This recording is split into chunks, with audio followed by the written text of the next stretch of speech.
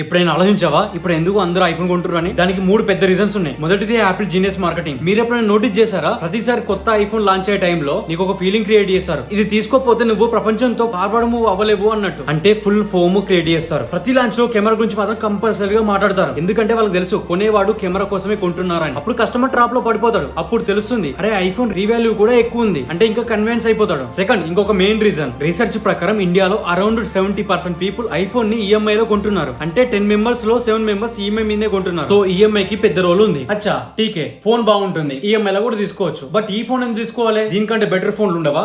But third biggest reason, social status. Apple first నుంచి తన brand ని ప్రీమియం, లగ్జరీ, ఎక్స్పెన్సివ్ గా రిప్రజెంట్ చేసింది. కాబట్టి ఎవరికైనా ఐఫోన్ ఉంటే ఆటోమేటిక్ గా వాళ్ళకి అనిపిస్తుంది I'm successful, I'm really wealthy, I'm confident. ఇంకా షాకింగ్ పార్ట్ ఏంటంటే చాలా సార్లు పీపుల్ అంతా కూడా అలానే ట్రీట్ చేశారు కూడా. సో ఫైనల్ ఏంటంటే మార్కెటింగ్, ఈఎంఐ, సోషల్ స్టేటస్, ఈ 3 కలిస్తే ఐఫోన్ ఫీవర్. సో మీలో ఎంతమంది ఐఫోన్ ఈఎంఐ లో తీసుకున్నారు కింద కామెంట్ లో చెప్పండి. అండ్ ఈ వీడియోని మీ ఐఫోన్ ఫ్రెండ్ కి షేర్ చేయండి, నాకు మాత్రం చేయకండి.